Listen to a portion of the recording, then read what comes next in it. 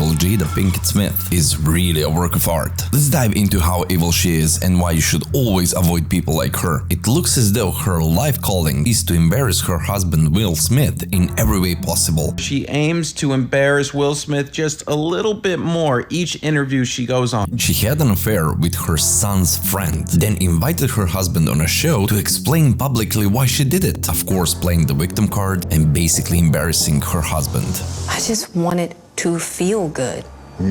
It had been so long since I felt. While he's literally dying on the show. And what did Jada say about the affair? It's a situation that I considered private.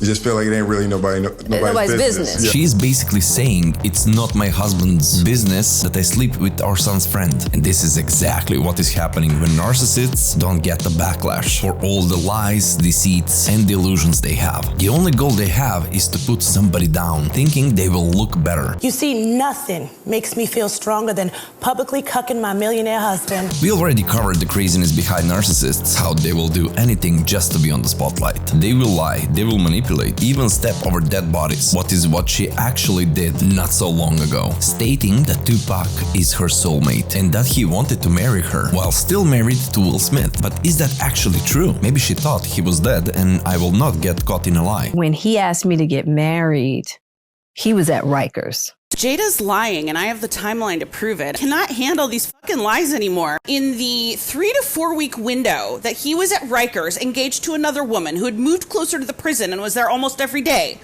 Tupac proposed to Jada. Let's see where Jada was during February of 1995. On February 19th, Will called Jada and said, "Are you single?" And she said, "Yep." Will said, "We're together now." Jada said, "Cool." And she immediately flew to LA. She flew so immediately that when he called her, she was in Maryland at a brand new house she bought.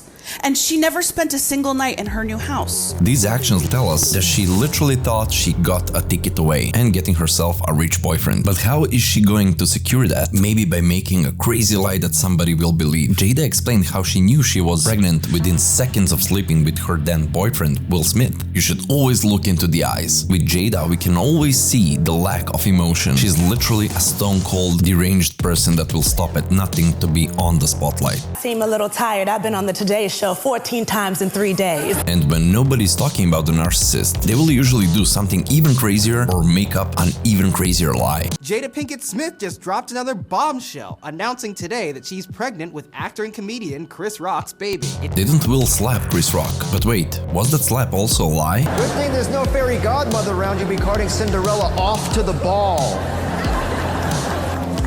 Oh, what's this?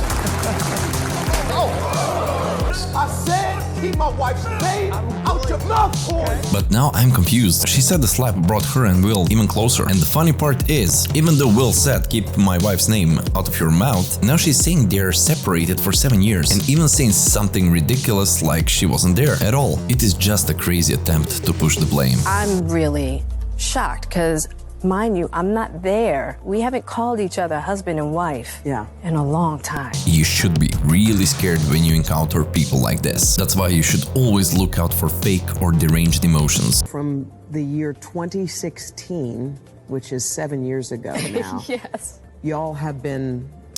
Do you really think this is a normal response? And remember, she will never take the blame and always paint herself as a good guy. I made a promise that there will never be a reason for us to get a divorce. We will work through whatever.